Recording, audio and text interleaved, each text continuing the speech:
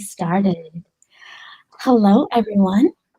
Thank you so much for being here tonight. We are listening to some music by the sounds of Rain Bisou.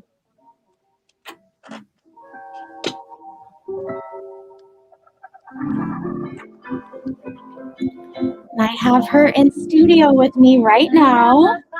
So we're going to get her on camera shortly. But first, let's listen to this track. This is Sabor a Mi and her rendition of it. This is Rain Bisou's Sabor a Mi. Please enjoy, y'all.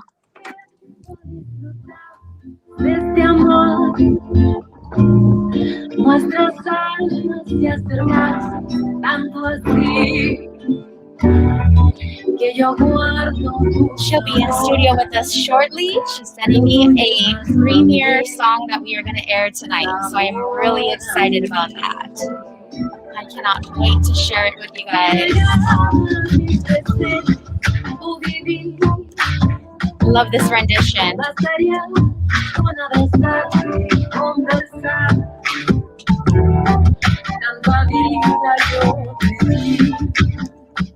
Por fuerza tienes ya.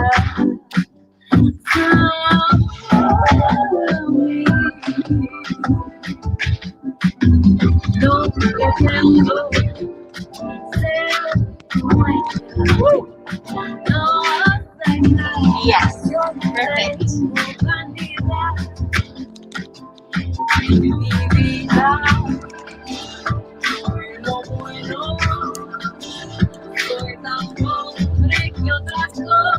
I'll get you back on air in just a second.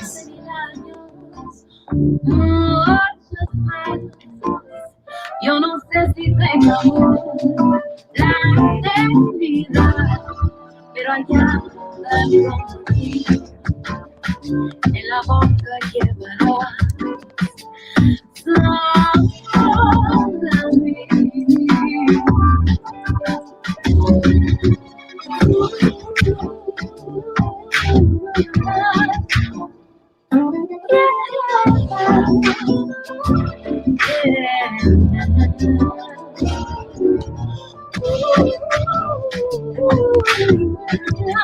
All right. There she is. Hello, beautiful. Lower the monitor speakers down just a little bit, so everyone can hear you. This is my soft-spoken, beautiful friend, Rain Bisou. Say hello. Hi, everybody. How you doing? So what we're doing, guys, is we are on air on 101.5 FM, and it is syndicated, and we're also doing an interview with you guys. So if you see us turning back and forth, what we're doing is we're talking to the audience as well as to you. If you like, we can set you this way so that you can... Oh, sounds good. Yeah. All right. So this song, we have 2 more minutes on it, so that'll give us some time to talk. Let's talk a little bit about you and what got you started in singing, because you've been doing it since you were a wee one, right? Yes. Yeah, so let's talk a little bit about that. So my parents, they both immigrated from different parts of, you know, obviously below, south of the border. So my dad immigrated from Sinaloa, Mexico, my mom from El Salvador, and they were both really into music. He was a DJ when they met, and she was in like a dance crew. So they got together, and in my early years, he was still doing DJ gigs. Wow. I'm talking the whole garage, an entire wall of the garage was completely filled with records. Oh my goodness. And he was constantly gigging, doing club gigs, gigging at the swap meet, doing weddings, private parties, quinceañeras. So very early on, I was exposed to music, and they started noticing that I was singing along to like Disney movies, singing along to the stuff that they were playing. And what my dad would do, as soon as I got old enough to hold the mic, he would take me to the swap meet, to the Compton swap meet. He would take me to the Alameda swap meet, and he would take me over to the what is now Plaza Mexico, which is the Linwood swap meet, I believe. And for like the day gigs, the stuff that was all ages, family friendly, he'd hand me the mic and he'd have me perform in front of people. Wow. And I started doing that maybe when I was like 4 years old, but I started singing probably around 3. I started singing along to like Little Mermaid and Oh, just different Disney stuff.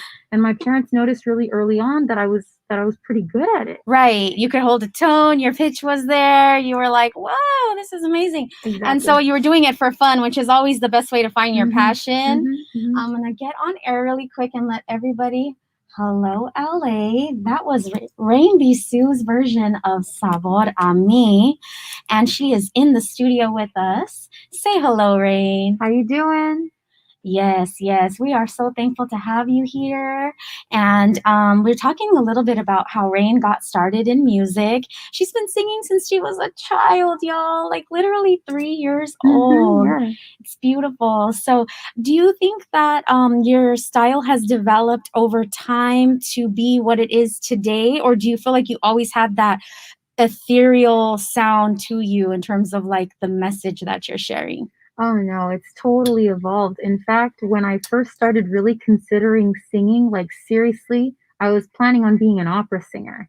Wow. I was training classically all 4 years of high school. I learned how to sing in Italian, German, French, Latin. I learned how to sing show tunes. I learned how to sing jazz, but I was most interested in becoming a soprano and singing for the LA Opera. And I pictured myself at the Sydney Opera House, and that's Wow. really what I aspired. I joined competitions, and that's really what I was very serious about. Wow. So even when you were in school, you were pursuing this inside and outside of school. Yeah, Any competitions for school that you did or anything yeah. like that? I started doing talent shows at the age of 6. For school, and then I would do the Christmas shows. So I remember my first ever talent show was at Cesar Chavez Elementary in Norwalk, and I sang Hero by Mariah Carey. Ooh. And the principal liked it so much, he actually invited me back for the second night of the talent show that they were hosting so that I could be the finale for the show. Wow. So that was really the first time that I discovered that not only did I enjoy singing and it was something for fun, but that other people actually enjoyed my singing. Yeah, that was probably an amazing amount of confirmation that you Yeah. were actually not only enjoying yourself, but that people were appreciating and wanting to see more of you. Yeah. Would you say you picked it up from that point after the talent show, or what was something that really pushed you forward? After that, like I said, I was still just singing for fun. My parents, they weren't really into the whole turning me into like a Hollywood kid thing.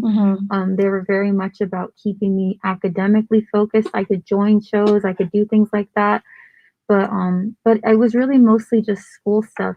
It was more when I got to high school that I started really taking it seriously, because when I was a freshman, that's when American Idol first came out. Oh, okay. That was when Kelly Clarkson first won. She made it big. And so I wanted to audition, but I was too young. So they hosted, I was 14, 15.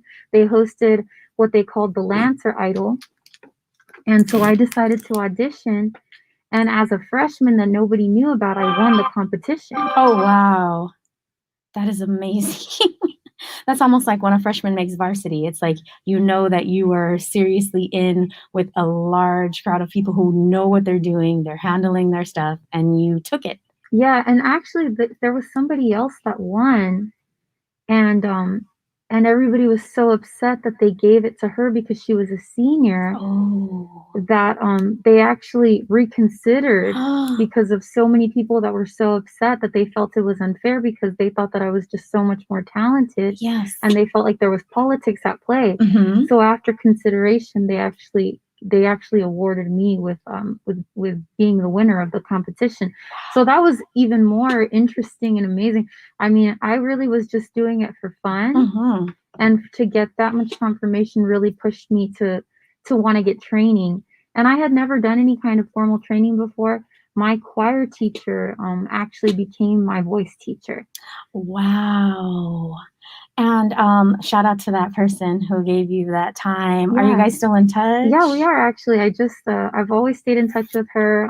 She's been a mentor and just a friend all my life. She recently moved to Mississippi. She retired out there after 2 hip replacements.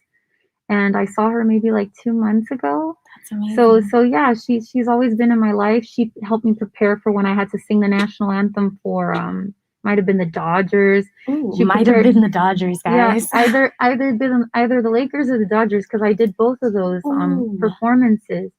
But she prepared me for that, and she also prepared me to sing my original music. So I would always go back to her. I've always been big on returning to vocal training because I felt like it was so important as a foundation. But obviously, my voice has evolved since being an opera singer. I'm no longer an opera singer. I'm more of an R&B pop singer with like a jazz feel, and like yes. you said, ethereal. Very much about ambiance and tone. So that's more of what I focus on as a singer because I want people to focus more on my lyrics. Yes, that makes a lot of sense. Let's talk about how you got the national anthem and what that, I mean, how did you announce it? I want to hear the story about either one or both. Yeah, sure. So the first time that I sang the national anthem was back in 2012, it might have been. No, 2011. I Mm, was an intern. I had just graduated from college. I went to UCLA. I studied English and women's studies there, and I also studied music. I trained vocally there privately under Michael Dean, Tracy Cox, as well as uh, Griffith Frank. So I studied under them for all 4 years, just focusing on my voice. And then I was an English major with a creative writing focus. So I focused on poetry and songwriting and compositions.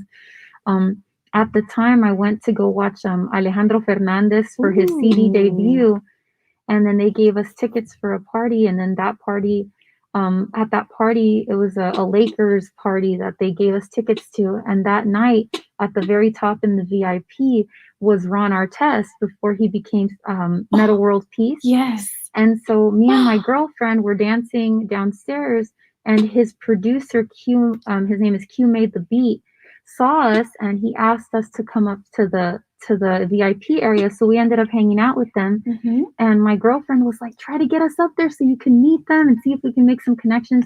And I was like, nah, let's just focus on dancing. So I ended up going to the VIP.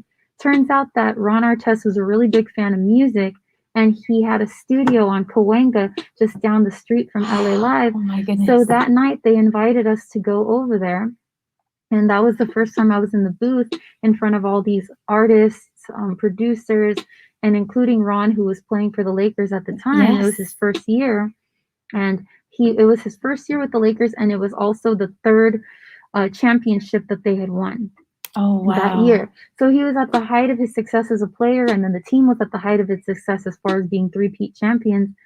And so he ended up signing me for the consulting company that he created for Oh. different artists that he had. And he created that opportunity for me to sing the national anthem for the Lakers that year. What an amazing story. I love how being in the moment, trusting synchronicity and what is being brought to you is part of what opened these doors. Yeah. Had you Totally. been with the wrong person that night, they might have been uncomfortable with the fact that you were doing something that you don't know. You know, a lot of people fear the unknown. Yeah. And when you're around certain company and they're not comfortable with having faith in Yeah. what is coming for the day and they're not in the now, they're either in the future or in the past, they're unable to add to the magic and the synchronicity, which is what brought you to that story. That is amazing. Yeah, it was super, super cool how it all kind of went down, and it turned into like a 2-year agreement. And I got to sing the Wow. national anthem. I got to be in these great studios and make some good music. I got to be on a song featuring Mobb Deep. I got to sing at a couple of different clubs. I got to be in some music videos. It was a really, really cool opportunity. I got to meet Dave Foster. Wow. So I don't know if you've seen that music video of me singing I Have Nothing Mhm. with Dave Foster. So it was actually That was when you Ron met him. that created that meeting for me. Wow, that's amazing. I hope you can pop in when I have Havoc of Mobb Deep on the next Auratory Glory he's going to be on. It would be awesome if you pop in as a surprise guest on Zoom That would be and awesome. surprise him, and that would be wonderful. So he can, you know, just talk a little bit about it. We'll play that song. Yeah. And I love how, you know, it's such a small world, even though it's a humongous universe. It's just, you know, we're so tiny. Everything's connected together, and it's really awesome to see how stories, you know, intertwine with one another. Yes. Beautiful. And I love how you have the elements of hip hop and you come back to it and bring your music to us. So let's talk Yes. a little bit about that because you added some scratching to a song. Yes. How did that happen? So actually years ago, I'm gonna say maybe 4 years ago, my ex-boyfriend at the time, Jeremy, who produced Lucidity for me, he showed me Patty Clover, and it turns out that she's best friends with one of my cousins. Wow. And he's like, we should have her work with us and like do some like DJing for us, for Lucidity. And I'm like, yeah, let's try it. So we ended up hiring her for a couple of shows.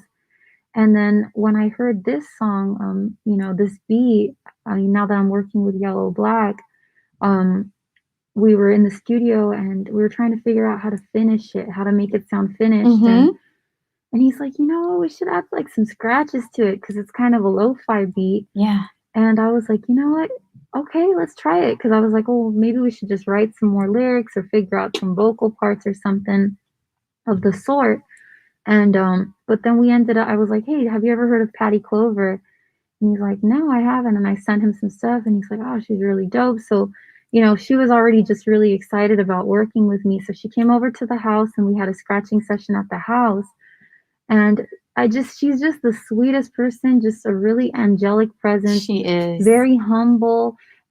She doesn't wear makeup. She has this beautiful natural beauty that she just doesn't need it. And just very soft spoken, but murders it when it comes to scratching. In fact, she's a champion, right? She's a DMC champion, I think that's what they said. Yeah. Absolutely.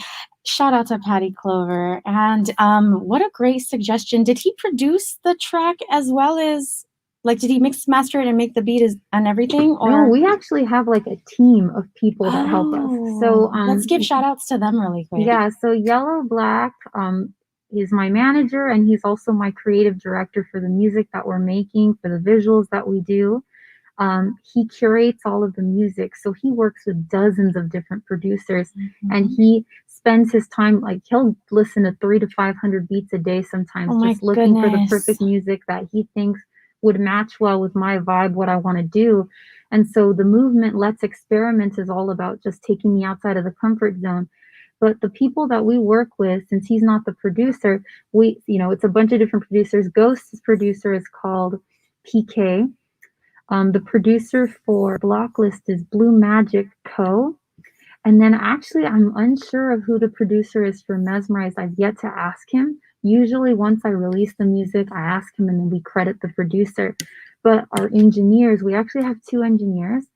We have one engineer whose name is BDR, and he works out of Water the Plants with, I don't know if you've ever heard of Omar. Yes. Omar Osega from Water the Plants. So he's with that camp. I was under their incubation program, and we did an entire album together called Anti-Hero. We actually just finished it last week. Wow. So because I've been working with him so closely as a producer and engineer, he is actually helping me with mixing and mastering those tracks. We also have another engineer. Her name is Moshe Cray. And she also tracks and mixes and masters, and she does work from home. So I have 2 spaces that I work out of. I'll either work from home with Mo, or I'll work out of Maps in Fullerton, which is an analog studio. It's gorgeous, and I work with Paul out of there. So do you feel the sounds from the analog studio are much richer? Or is there something different about that studio versus the other studio, or even working from home? Oh yeah, totally. It's a really different vibe, and it's cool because we get different flavors from working with different people. I mean, with Paul and at Maps, we have a couple of different mics. We have a ribbon mic that gives us more of an old school sound. We have a mic that Michael Jackson originally used for Off the Wall. Oh my gosh. So it gives us like a warmer sound. We have an analog mic that's more pop sounding. With Mo, we have a more modern sound. And then also the way that she engineers is very much about being very correct with pitch.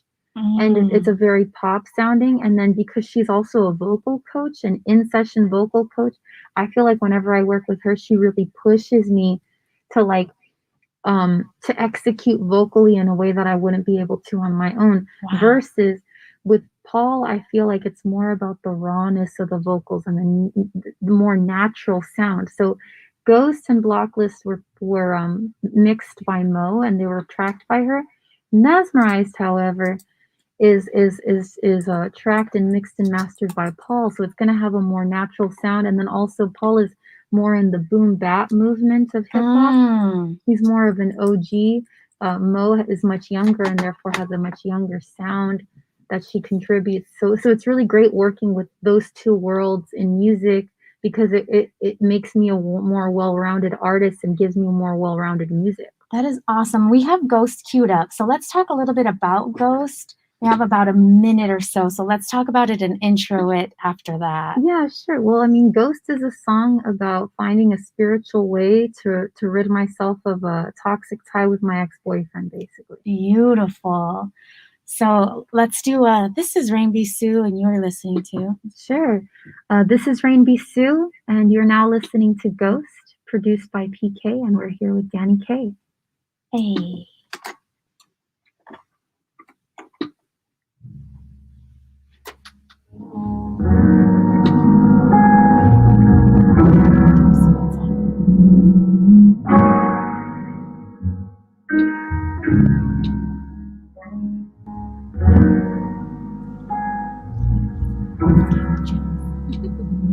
Dear former owner of my broken heart,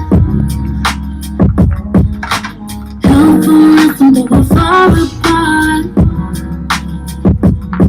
Dear intervening through my meditations, infiltrating all my conversations, reason why I stage my room each night, jet black candles always burning bright. Know that you haunt me, I still haunting you.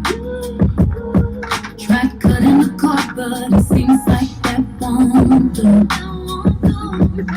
I feel that you feel me, cause I'm still feeling you. Try blocking you out, but it seems you still come through. I no longer recall my dreams. I'm wondering what it all means. And I'm figuring the reason why is that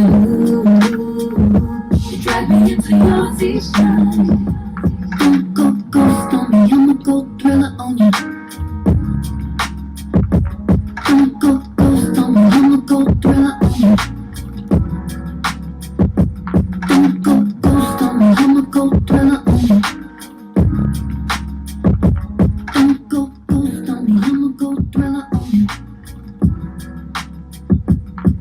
Dear enemy, the one seat in my bed, I wish you finally get up out my head. Dear master reader of my pregnant mind, leaving me in a state of decline. Orchestrator over my projections, forcing me to question my reflection. Reason why I stage my room each night, just like candles city were you always born in? burning bright. Columbia? Compton. Killer King Hospital. Try cutting the cord, but it seems like that won't do. I feel that you feel me, cause I'm still feeling you. Try blocking you out, but it seems you still come through. I no longer recall my dream. I'm wondering what it all means. And I'm figuring the reason why is that you drag me into yours each night. Don't go ghost on me, I'ma go thriller on you. Don't go ghost on me, I'ma go thriller on you. Oh man, I wish I had Drake doing these vocals for me. Don't go ghost on me, I'ma go thriller on you. No, I love this. Well, that's where the line is from. It's a great line. But you killed it.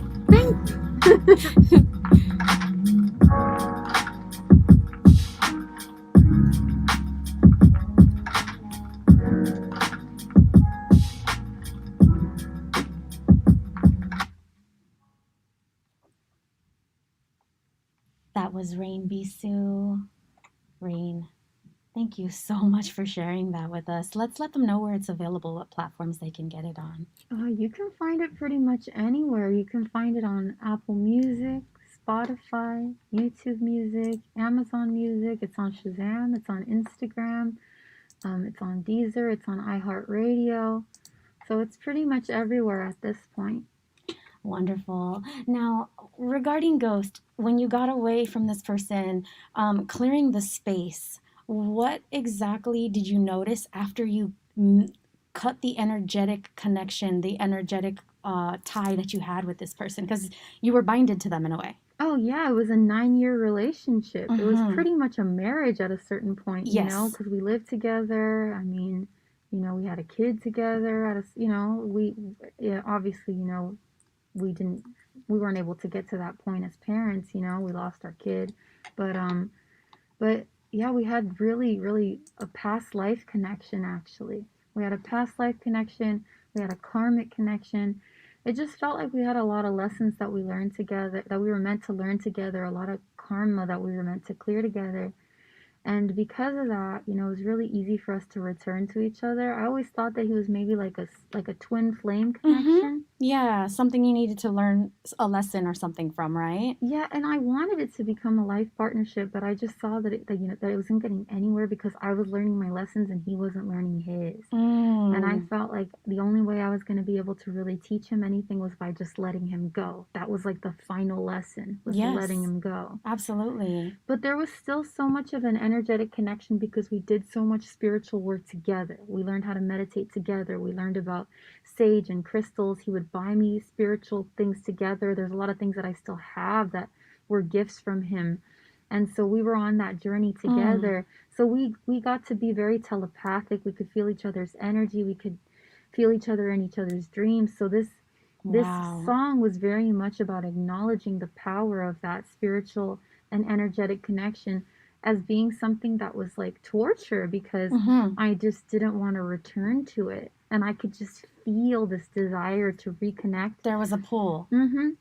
So you know, this is a big reason why I started learning about spirituality and different ways to cut ties, soul ties, and different ways to do things practically in the real world that could just rid that energy. So the Ghost music video was about a ritual for letting go. You know, the candles, the sage, the Palo Santo, the fire, the jumping into the ocean as a form of like baptism and energy clearing. It was all a ritual to help me to cut that cord once and for all. And I had done so many of these rituals to let him go, and I'd set the intention. Yes. And it just didn't work the way that that particular video shoot's ritual worked. Wow. And it was so cool. It was so powerful. Yeah, absolutely. So, folks, we're streaming right now on my YouTube channel if you want to check it out, DANI California. If not, hop on YouTube and let them know where they can watch Ghost. Okay, Ghost is on the Let's Experiment channel via Yellow Black. You can find it there. And it's also on YouTube Music if you guys are YouTube Music subscribers. But if you want to check the visual, it's going to be on the Let's Experiment channel. Thank you so much. We are going to get into a little bit more of Rain's music. I pulled your chart up, Rain. I know it looks really small in your screen, but this is your chart. And as a gift to you, I'll send you, I know you probably already have it, but I'll send you your full chart. You know, where's your love at? You know, where's Venus at for you? And a lot of people sometimes don't realize, you know, they think, oh, well, I'm a Pisces, so I must love like a Pisces. Well, not if your Venus is in Scorpio, dear. If your Venus is in Scorpio, you know, you're a little more passionate, might have a little more sting than a mermaid. And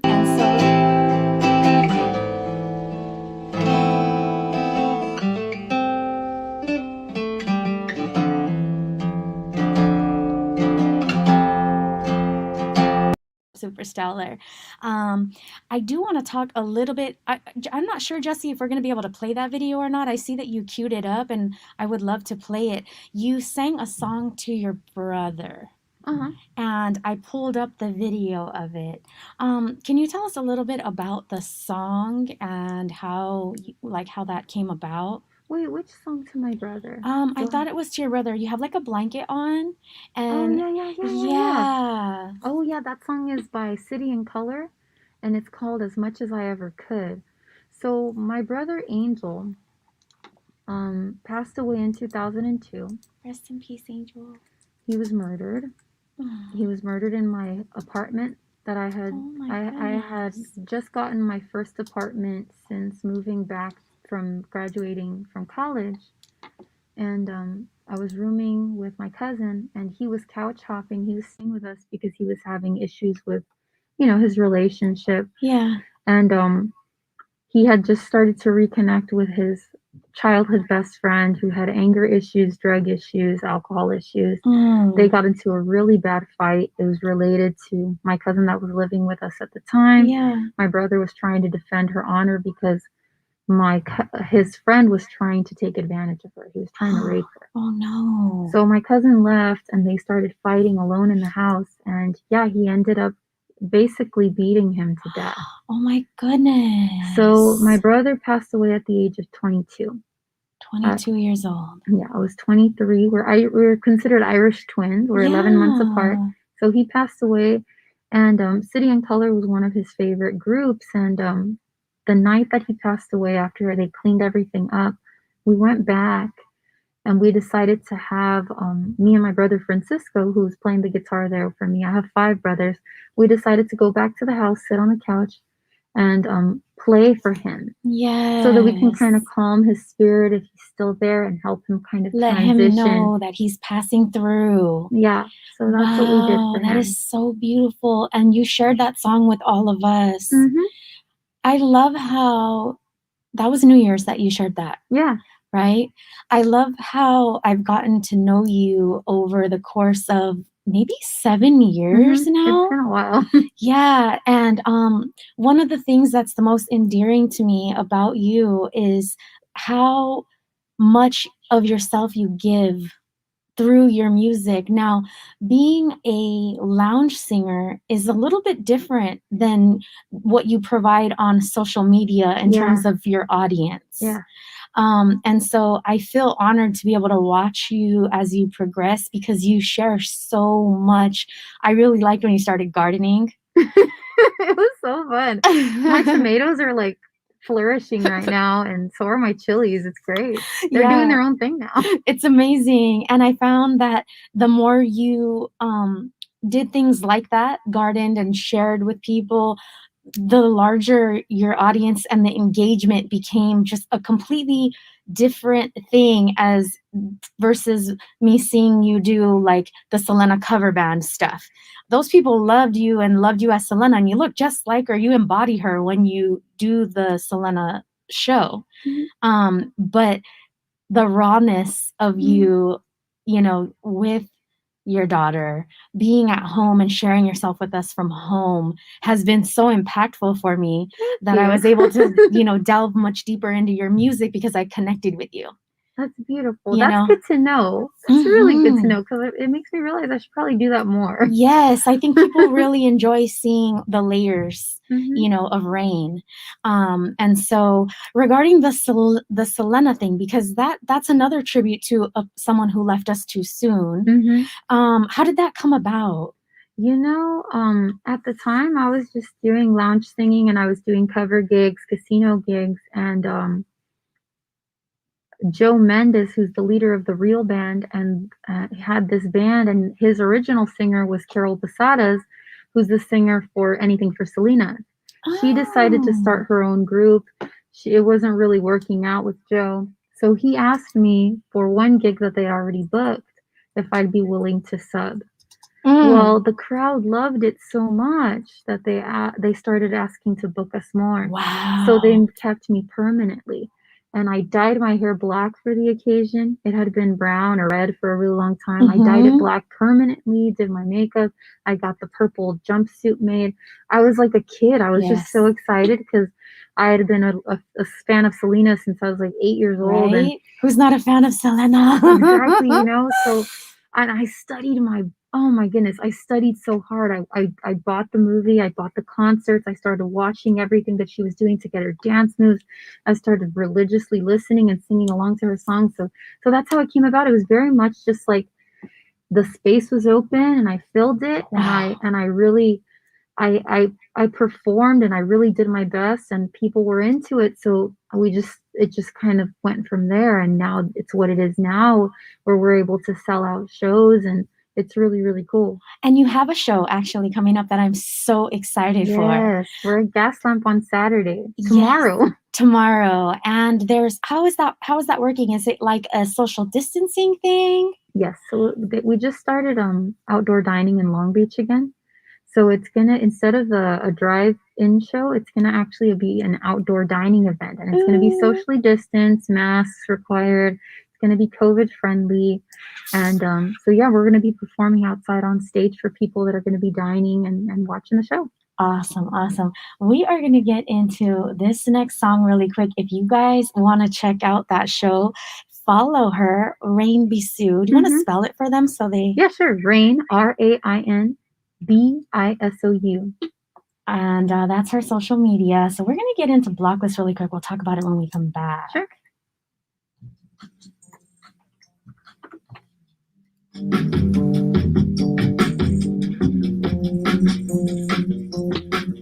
Do I need to check that on iPhone charger? Let me check.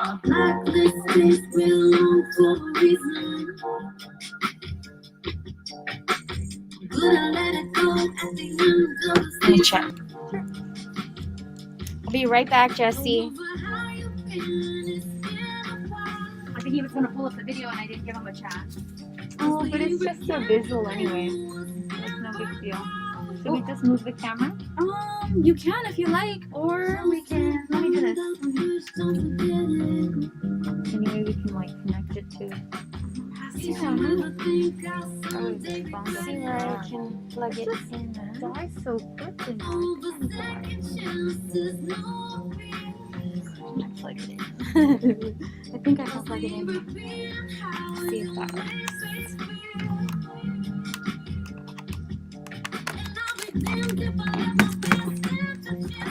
Let's see if that works.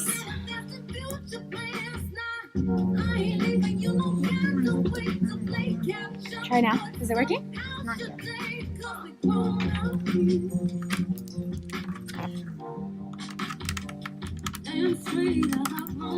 How about that?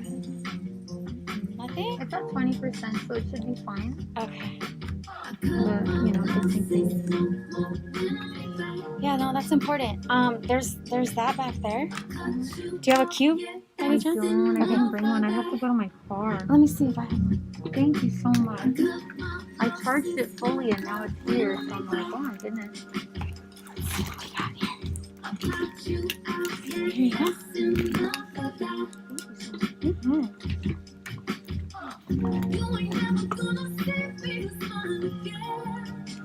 Okay. Oh yeah. Sweet. Let's see if I can.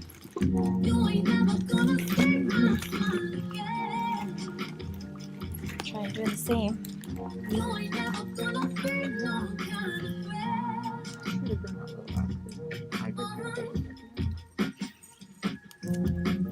Like after it's never perfect, you know. We always like think about what else you can do. Beautiful, beautiful. Let's talk a little bit about that song. So I actually wrote Blocklist and Ghost on the same weekend. I wrote Blocklist on Dia de los Muertos, November 1st, and I wrote Ghost on Halloween. Ooh. So Mercury was in retrograde, and you know, when Mercury is in retrograde, typically the exes come back, or you think about him, or you'll dream about him, and so that's what was happening. And I was in a relationship, but my boyfriend at the time was overseas, and we'd already been apart for months, so I was just at a weak moment emotionally, and I jumped into that relationship so quickly after breaking up with my ex, like literally 5 days, Danny. Oh, wow. Yeah, so I didn't give myself any time to really grieve and to overcome it. So I was in a relationship and getting over another relationship.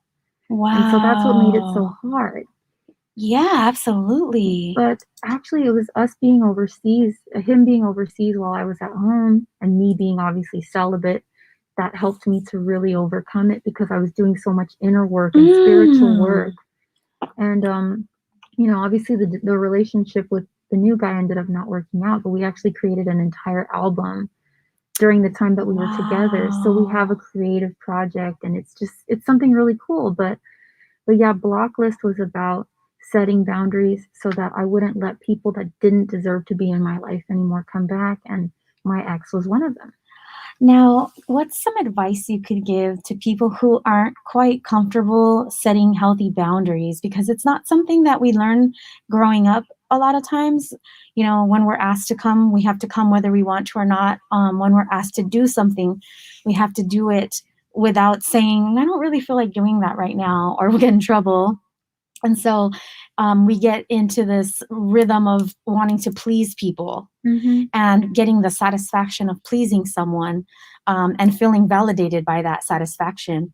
And setting healthy boundaries has a lot to do with knowing what makes you feel comfortable and being able to express that to someone else without the worry of what they're going to say about it. Yeah. Can you talk a little bit about how you've been experiencing setting healthy boundaries? Because this song resonates amazing for me. Well, this song was inspired by just having more self-love and self-respect, and also more love and respect for the relationship that I was in. What really helped me, well, what I've learned is that as a victim of sexual abuse and bullying, people pleasing and boundary setting was something that was it was really sabotaged for me from the very beginning. Because the people that I was meant to trust from a very young age turned out to be the people that were doing me the most harm. Yes. So what really helped me with overcoming that was going to therapy. I went to talk therapy for several years, and then I went into some in-depth hypnotherapy with a therapist who came from India. She was getting her hours. She was doing case studies. So she took me in, and we worked together for 2 weeks straight to help me with dealing with the sexual abuse, and also helping me with overcoming those boundaries, and letting go of the idea that sex and love were the same thing. Yes. And that was one of the biggest reasons why I remained in toxic relationships, was because I equated those two to each other. And why I had these like strings of people that were still trying to stay in my life. Yes. And I would allow them because my compassion would overrule my sense, in the words of Lauryn Hill, right? And or it might have been, who was that? Yeah, it's Lauren. It's Lauren, right? I believe so. So I just going to therapy, and then just surrounding myself with people that knew how to set those boundaries. One of my brothers, Francisco, really great at just saying no.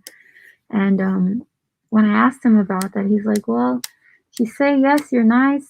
If you say no, you're an asshole. But if you say yes, you're nice, right? So you just have to pay attention to like people and how they react when they don't get what they want. Because in the end, when you're saying no to somebody else, you're saying yes to yourself. Yes. And just keeping that in mind. And don't get me wrong, I still am working on setting healthy boundaries. I mean, I was actually talking about this with Yellow Black literally yesterday. Because in the industry as a woman, you'll get a lot of men that are in music wanting to work with you, or in the modeling industry, because I do that as well. And some of them will tend to have ulterior motives. And he taught me that, just yesterday we were going over this, and he was just telling me, you really just have to be okay with laying down the law. Yes. And from the very moment that it happens, just saying, this is not, or another really helpful thing that he told me is like, why don't you just address it? Like, ask, like, is this what's going on? I'm feeling this. Right. Like, is this what your I intention? noticed. And then just letting people know, like, I can feel that might be your intention, but that's not my intention. Right. As opposed to letting things slide.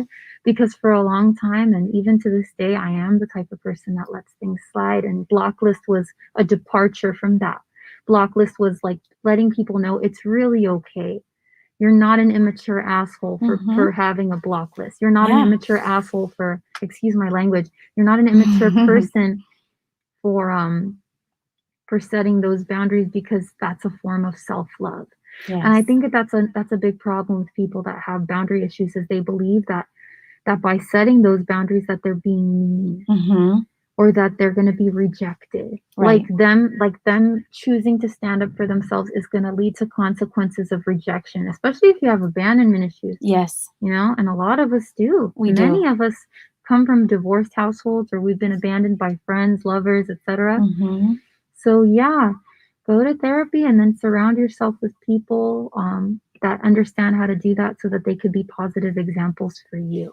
That's beautiful advice. Thank you so much for sharing so much of yourself. You know, it's beautiful and it's a healing experience as well for others to be able to connect with you through your experiences and for you to be able to share them in a way that's empowering versus feeling victimized by the experience. And a lot of times when we hold stuff in, we are in a way victimizing ourselves because we feel like it might be something that people won't accept us for, or they'll be judgmental of us. And the moment we own that it's part of our experience and we've done something about it, it's just more empowering for everybody. It is. And actually, you know what? I recently, I'm going to say in November, just before Thanksgiving, I decided to go into a training called MITT. I don't know if you've ever heard of it. It's called Mindset. Yeah, it's like an intense mindset training. And one of the things that we learned how to do, or that we were asked to do, was talk to a group of people about some of the most traumatic and painful moments that we'd ever had and develop a circle of trust. And I shared some things that I have never shared with anybody in that circle. And it was very painful because I had, you know, when you talk about it, you relive it. Yes. But the interesting thing is that when I shared it, there were people in the group that had been through the same thing. So to get that affirmed to me that I wasn't alone in the experience was really healing. So another form of advice, and this is why talk therapy is so helpful, guys, is that when you share the experience, very often, more often than not, there's going to be people out there that are going to resonate with it. And that's, you know, that, what's the word?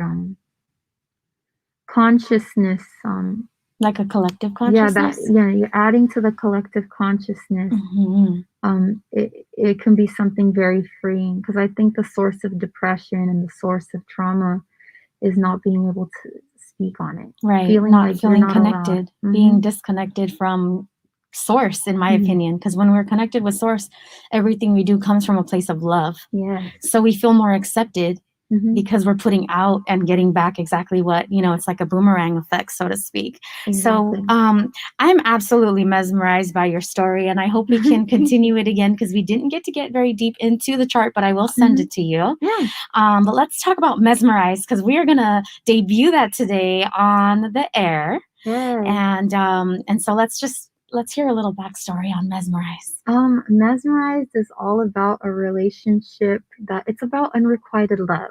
It's about a relationship that it's not the time or the place for it, for whatever reason. Whether you're in a relationship with somebody else, or you have a professional thing going on, or, you know, maybe it's somebody that you're working with, or maybe it's somebody that has somebody else. Either way, there's this deep love and admiration for that person.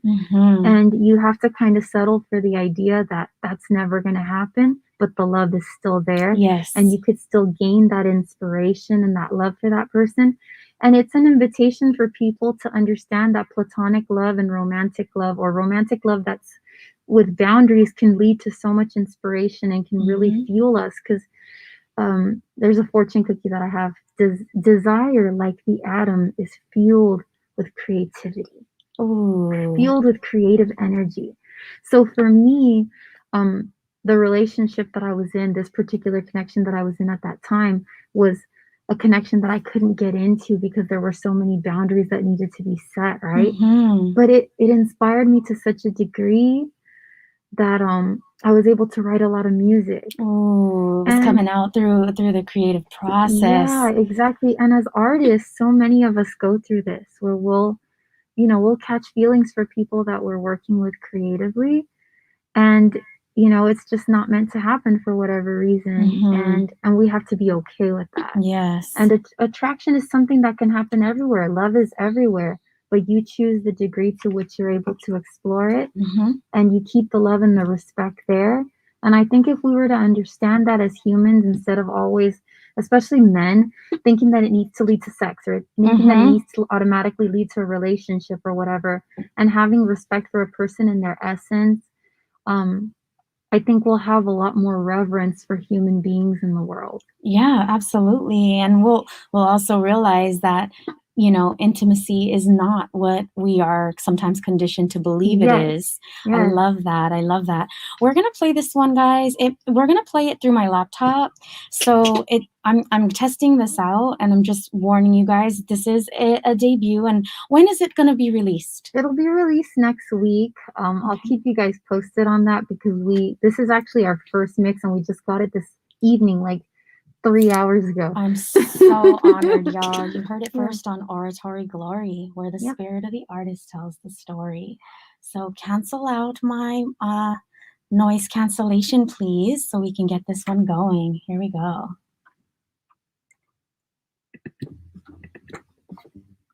Of course, it says there was a problem. I just have to refresh it.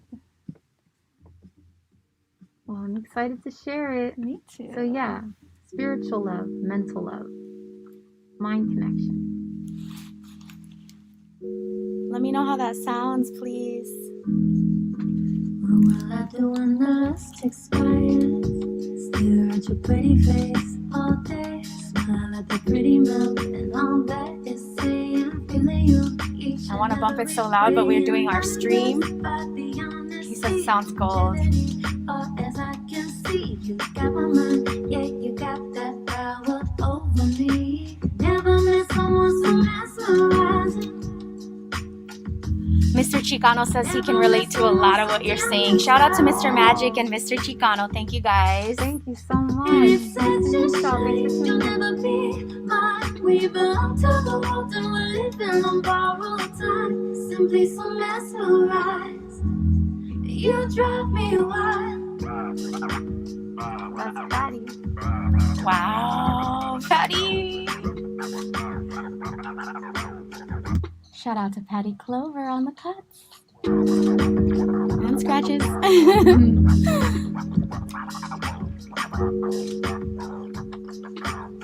What will we do when the stakes are higher? Making our way out of nowhere. Get on a losing game. Did I play everything from your Spotify? Is there anything I missed? The way you move, like you ain't got nothing much I to was still on you SoundCloud ain't as well. got nothing left to lose, more 'cause you know that you win. Never met Actually, someone so the album with my mesmerizing. ex is getting exclusively released through my Never met website. someone so damn Let's talk about that really inspiring. quick. And it's such a shame you'll never be mine. We belong to the world and we're living on borrowed time. Simply so mesmerized. You drive me wild. Do I have to? No?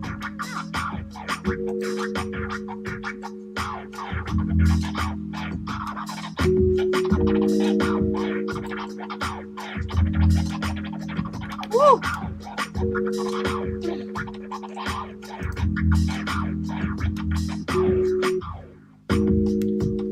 I can't do it. No, you're good. We can go back to Spotify and we can do something from my previous project from Lucidity. Okay. Yeah, like maybe Oh My would be a good one.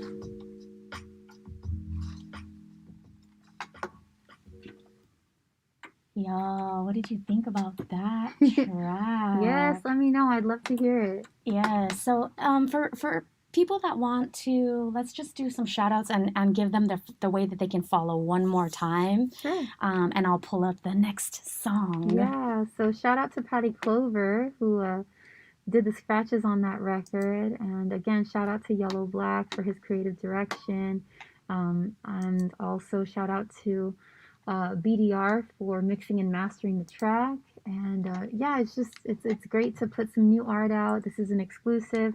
It's going to be getting put out next week. Shout out to Chuck Chilla for helping me out with a visual for that. Shout out to Trish. She's helping me out with the cover art for that.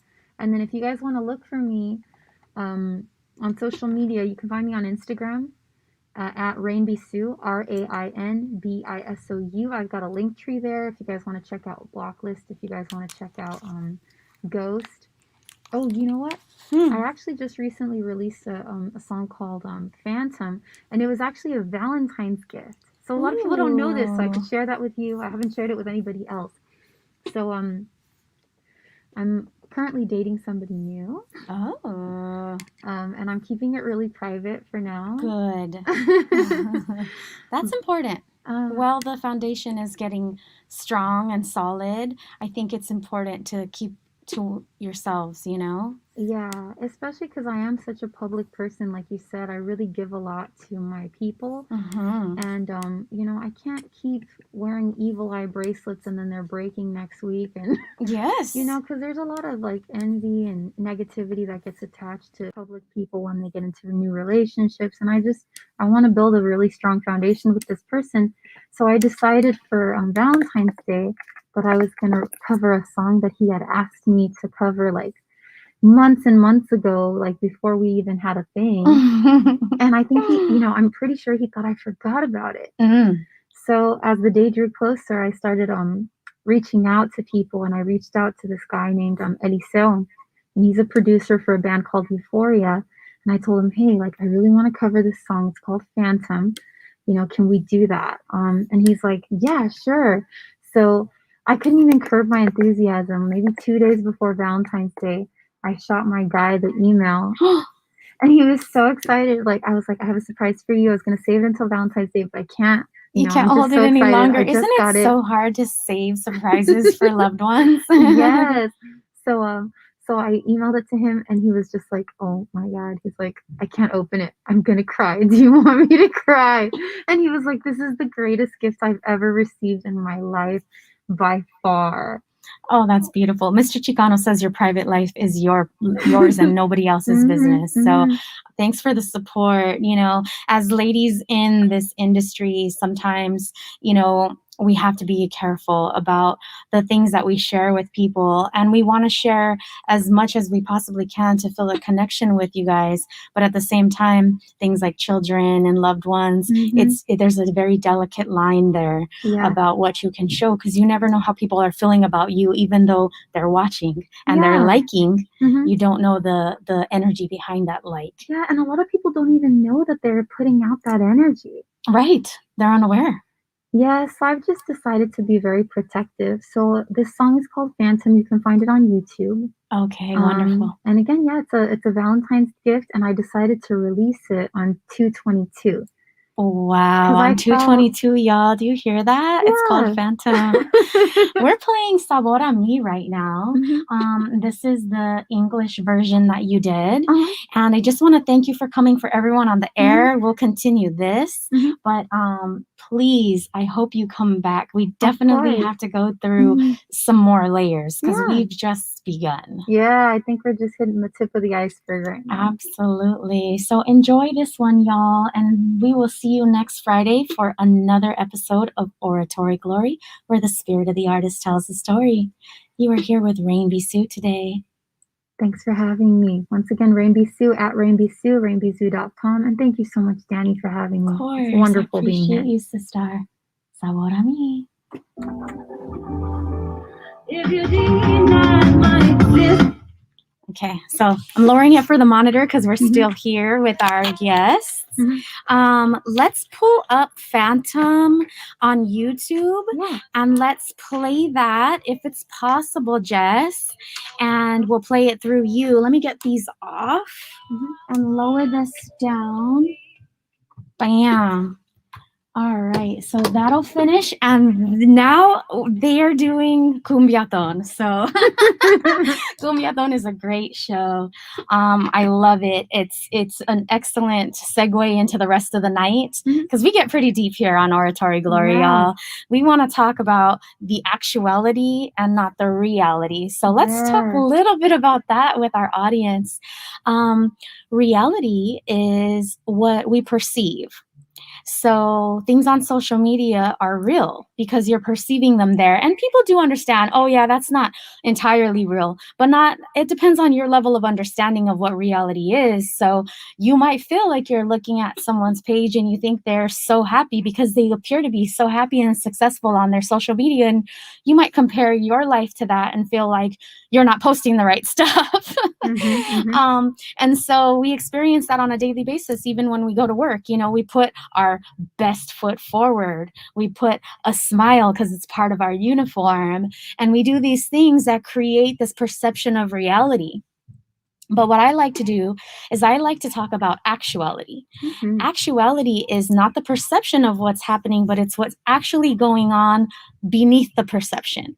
And that's what we kind of get into here. Yes. So we're going to cue up this. The Sabor a Mi is on right now, and I believe that we are going to find Phantom, and we're going to play that for our audience. So I'm really excited about that.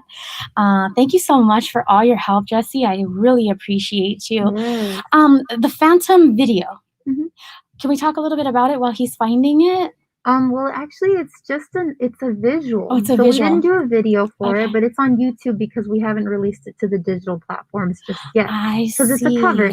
So there's kind of a complicated process when it comes to covers. It'll take a week or two to approve the license because they have to contact the team. But the cool thing about the cover of Phantom is it's a Valentine. It's a heart, and it's a neon heart, and then it has a sound wave in the middle, and the sound wave says massively love. I'm going to step in here for 1 second That's just to clarify that for you. And I thought that was the most impactful lyric of the song because it's definitely about wanting somebody to stay and wanting to kind of fill in the space between like where there's misunderstandings or where there's just there's a like kind of an anxious desire to not be too intimate. So that's one of the things that I like the most about this song is it's about new love and it's about a new love that's to kind of dismantle itself because of the great need for intimacy that there needs to be for real love to occur. Yes. So it's a very powerful song. A lot of times we don't experience that and we think we're having real love. And we might be having real love because it's being perceived as such, but it's not actual love because it's lacking that intimacy and the respect and trust that comes along with having that foundation, which you're building right now with this young man.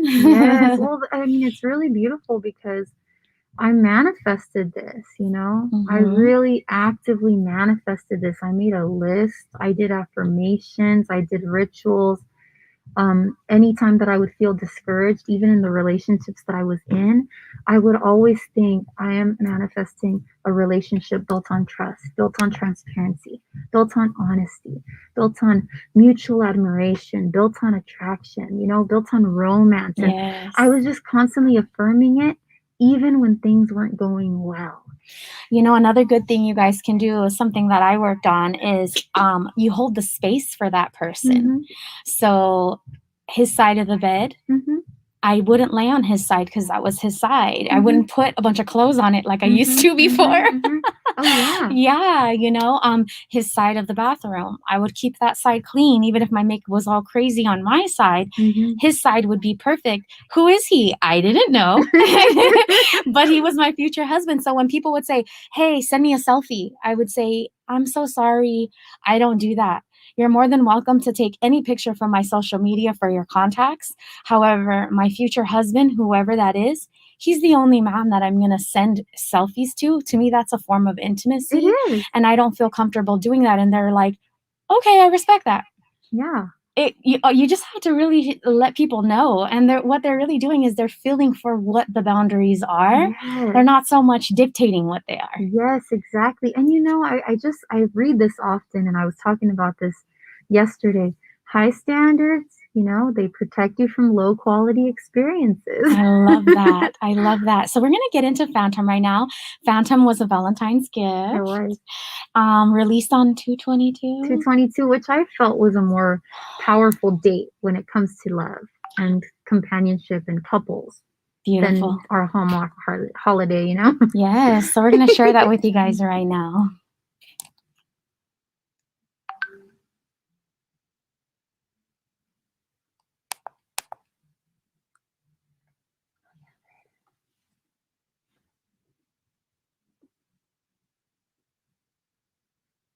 Oh, I think that your block was oh, from the spot.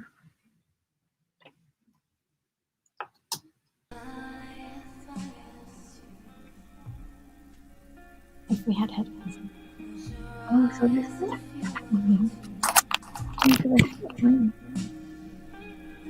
so yeah, I just felt like this.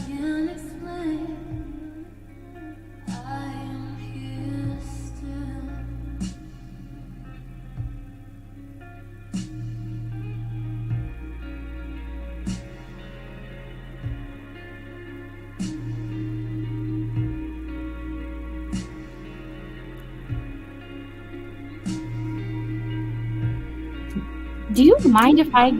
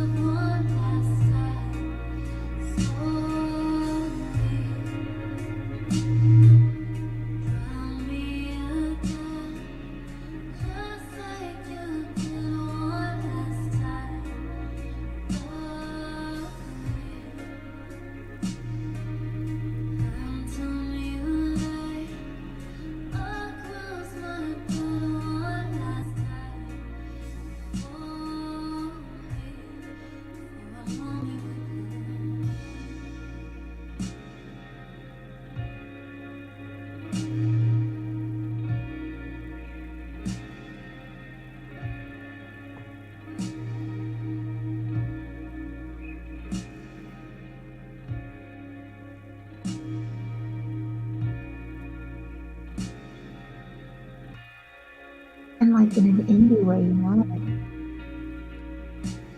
Is your sun in Aries? You're an Aries sun, I'm a Gemini moon, and I'm a Leo rising. Leo rising, that's your ascendant. That was beautiful. So we'll lower that one down a little bit and get a little into your chart. I'm gonna lower my volume a little bit. Okay. So I don't want to echo. Hopefully I get the thumbs up that we sound okay. All right. So Sun in Aries, right? And we know Aries are very playful people. Aries is the first sign in the zodiac. So you tend to have a lot of childlike experiences, for a lot of first times, you know, because your soul is the most courageous of every soul here. And you're willing to take that leap, not knowing anything, like a completely clean slate. So there's a lot of hardships, challenges, and, you know, oops moments. Because we leap before we look. Yes, absolutely. And that's the beautiful thing of having a childlike spirit, is that the belief of all things being possible is what makes an Aries sometimes the life of the party, because you're the first one to break the ice. You're not shy about being on the dance floor first. You're not going to wait. Your sun is in the 9th house, which is really cool. You have a deep need to understand the world around you, and you have high ideals. You have your eye on what's on the horizon. So you're always looking forward. You're looking ahead. And at times, it can seem quite restless, your spirit, you know, the way you move. You're proud of your knowledge and of your morals. So some advice for you with that in your 9th house is to be sure to avoid self-righteousness in your enthusiasm to share your knowledge with others, because it could be taken wrong, even though it's meant to be helpful. I do it too all the time. But when used correctly, you are a tolerant, adventurous, curious person, and you want to see the best in people and in life. So that's what people gravitate towards for you. You have a conjunction between the Sun and Mercury in your chart. So, because your ego and your mind are usually on the same page, you possess much mental energy. Mhm. You're always in a position to think about what you want, and in many ways, this is an interruption of your will. Mhm. Mhm. So you're highly intelligent with a great drive to communicate with others. You invest a lot of pride in your intellectual capabilities and your Mhm. capacities. Mhm. You may not always listen as well as you speak, however. Always something to work on at all times. You might be too busy thinking about what to say next. Such a problem. I have to take a class for that. Eckhart Tolle has a book about being in the now. I I read tried it. to apply that. It didn't work for me. I read it. I read it. Girl, believe me, meditation is a huge reason for why I do that. That's amazing. And you know, it does work. Mhm. I'm certified in guided meditation. So if you ever want to do your own guided meditation, we can write it out and we'll get something going for you. And we can change them as you need. So once you accomplish something, we'll make a new guided meditation for you. Good So idea. I love it too. It's my passion. So I'm happy to be getting back to it now. It's something that I'm really looking forward to sharing with people. I got the certification in 2004. I had a very restless spirit and I struggled to sleep as a child. I would stay up all night long trying to fall asleep because I'd hear songs or things in my head and they wouldn't stop. And so I would just be like awake. My body was so busy that I had to learn how to meditate to be able to fall asleep. Oh, wow. Yes. So I was bored at night. I'm crazy. But let's get back to you. No, I resonate with this because my daughter struggles with sleeping. Maybe the guided meditations can help Oh, her. she'll love it. We'll get one for her specifically. Yes. Yes, this is how I learned how to get proper rest. So when I was little, I had major eye bags because I was never asleep, ever. We'll talk about that. Yes, That'll help my kid a lot. absolutely. So your opinions are usually strong and you're an independent thinker. Mm-hmm. Yes, you tend to be proud of your opinions and thoughts and might easily get a bruised ego if you're not heard or if your opinions are pushed aside or ignored. Mm-hmm. And especially if they're criticized. Yeah, that's a problem. You're expressive and possibly a very animated speaker, which we know because we get to watch you on stage and your singing is a form of speaking in a way, especially with the songwriting. So you have a conjunction between the Sun and Jupiter. Jupiter is a very interesting planet. I'm glad when I send you your chart, you'll see exactly where it's at. But this gives you an endowment of generosity and friendliness with everybody. So in some ways, you appear to be lucky. Yeah, I do feel lucky. I say that all the time. That's the Jupiter. Yeah, all the time. I was just talking about that yesterday. Really? Yes, it's a thing. Well, you attract good things. And it's with a positive frame of mind and a charitable disposition. So people learn the law of attraction now. But this is part of your chart. So you've been doing the law of attraction since you were little. Always.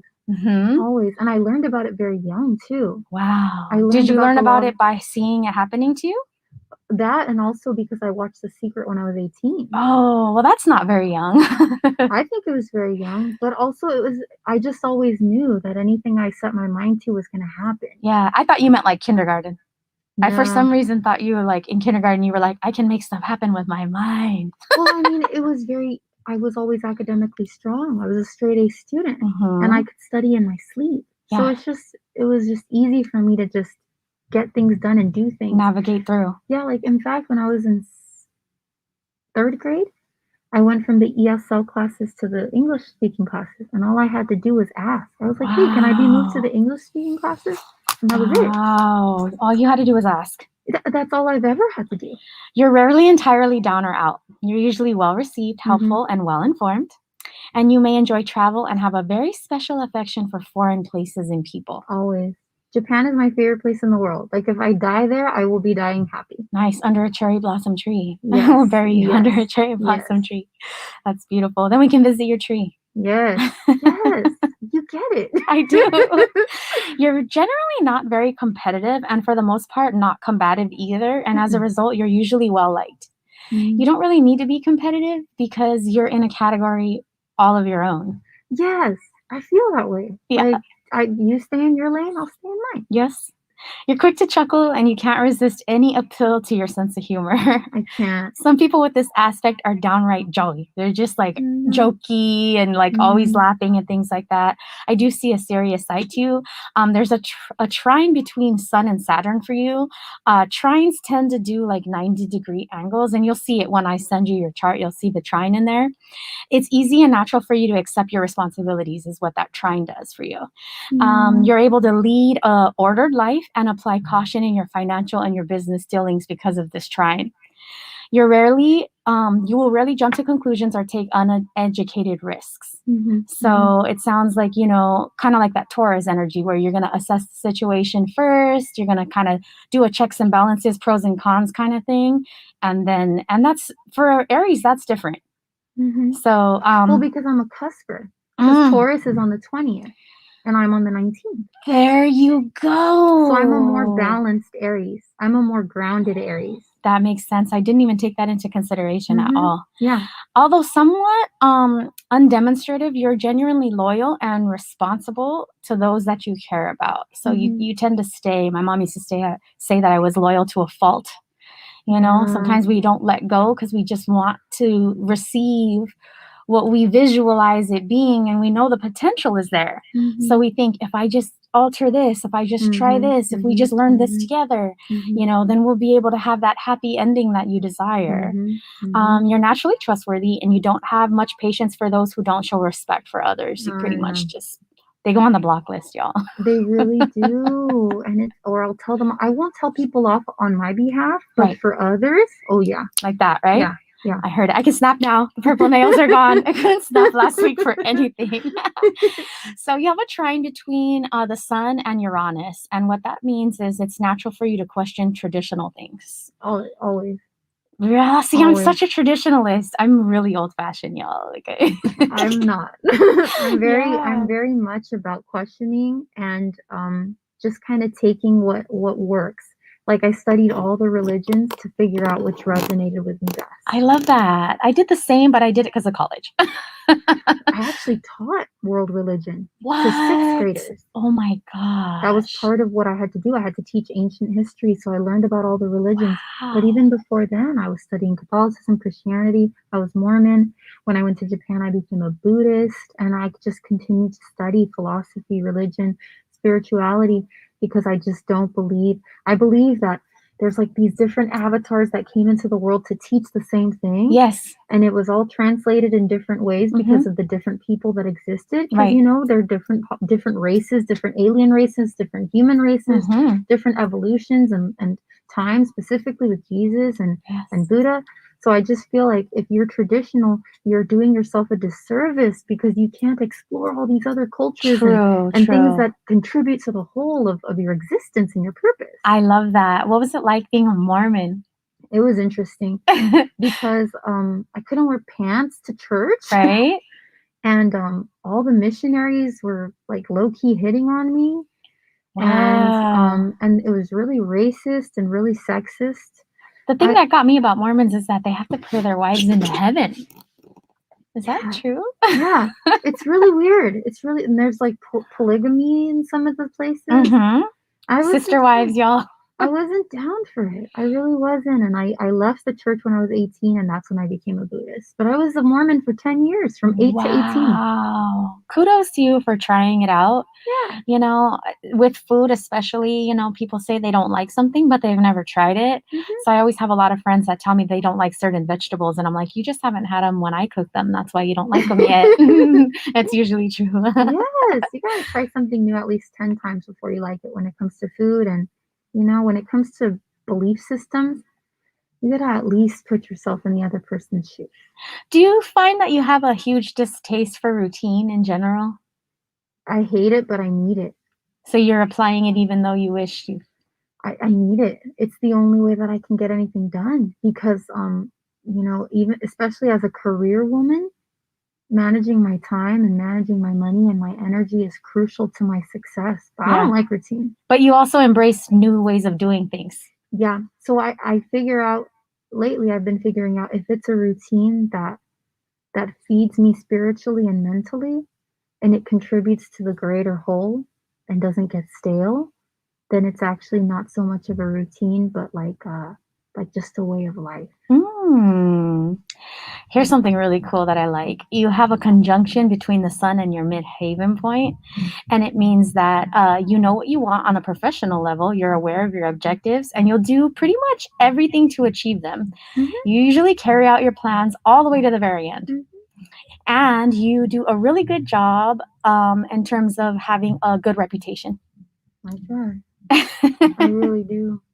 You know, I love the honesty. The way that you're able to, like, for example, if I did a project with my ex-boyfriend, I would not share it. And I love that you accept it. You know, we got a really great project out of this. This is it. And you honor the project. You know, you're open to talking about it. I'm like, he's Voldemort. You're never going to hear anything. What is it? He who shall not be named. Yes. So, call me Danny. When I'm done, I'm out. You ain't never gonna see me again. You might hear me on the radio, you might see my picture on a billboard, but we ain't gonna have no shared space, no music together. Forget any song I ever showed you, okay? Just saying. It's so funny, Danny, but he is the first ex that's ever blocked me. Wow, you're on his block list. Oh, that means he doesn't get to hear the song. Oh, Well, you're lost. If he gets to hear the song, he has to buy them. Yes, no freebies for you, mister. And I feel good about that, you know? That's awesome. I'm going to do a little more and I'm going to send you the rest. We can always do a part 2 from Zoom, your home and my home, and go deeper into it because it's so long. Each aspect has a little bit of information on it, and you can use this actually with the lunar calendar to kind of get an idea of when it's good to make deals, you know, and things like that. So for example, like if Aquarius is in Uranus during a time when you're trying to buy a house, no matter what bid you put, it's going to get knocked out by another bid. Stuff like that. You know what I mean? Helpful. It is really helpful. Yeah, because there was a while where I was feeling like there must be something that I'm not doing right because I just couldn't hold on to my fortune. It kept slipping through my fingers. And I was like, is this a karmic debt I'm paying? And nope. Aquarius was in Uranus, and that's going on. Yeah, well, that's going on. It doesn't mean you might as well just spend it all because you're not going to hold on to it. No matter what you do, you're going to get a flat tire. You're going to need to change your radiator. You're going to have a water heater explosion. So no sense in trying to save during that time. You know what I mean? So it's just good to know. Exactly. Spend it all. It'll come back. Once that placement moves, you're like, holy crap, am I like winning the lotto? People are just starting sending you things. You know, you get checks in the mail. Oh, here's a refund. We overcharged you. And you're like, I don't even remember paying that, you know? I'll take it though. So you have a moon in Gemini? Yeah, I do. Aw, it's okay. Listen to that sigh. Nothing against my fellow Geminis. We really love y'all for your spontaneity and the fact that you just go wherever you please, whatever's the most exciting thing in the moment. You're excited to do something till you're not excited. And that could be 5 minutes, 5 years, or 5 days. We don't know, right? It was good until it wasn't type of idea. Yes, you're usually very pleasant and witty, which we already know. You're very charming at home with your family, but you can be moody and irritable at times. Yeah, they're interesting people, Moon and Gemini people. So they'll have a finger in every pie, curious to a fault, and generally well-informed about every pie, right? Yeah. Nervousness and worry are common traits. Yeah, because I'm an overthinker. And it's mainly that lunar position is what makes you the overthinker there. There's an underlying restlessness, which you have double. Already. Yes, you have double of that. And you read a lot? Do you like to read and talk a lot? To read. Yes. So it's beautiful. And it's an airy mutable position for the moon. So it works out really well, especially because how quick the moon moves. So you don't have to get stuck. Is your home kind of like a work in progress perpetually? Are you always doing projects? All the time. All the time.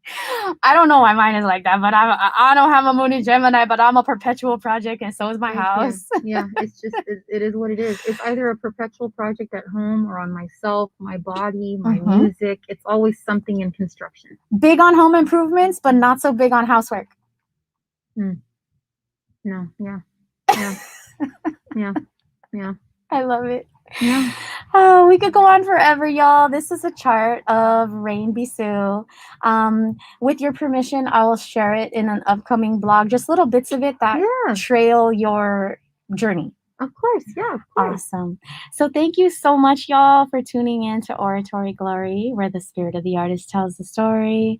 This is Rain, and if you don't mind, let them know. Thanks for having me. Once again, Rain Bisou. You can find me on Instagram at Rain Bisou, RAINBISOU. I've got a link tree there if you guys want to check out my latest singles. I've got 3, Ghost, Phantom, as well as Blocklist. And then next week, I'm going to be releasing Mesmerize, which you guys heard here with DANI. So yeah, and you can find my website, rainbisou.com. Thank you so much for having me, DANI K. Thank you so much. We'll see you guys next week, y'all. See you next Peace. time.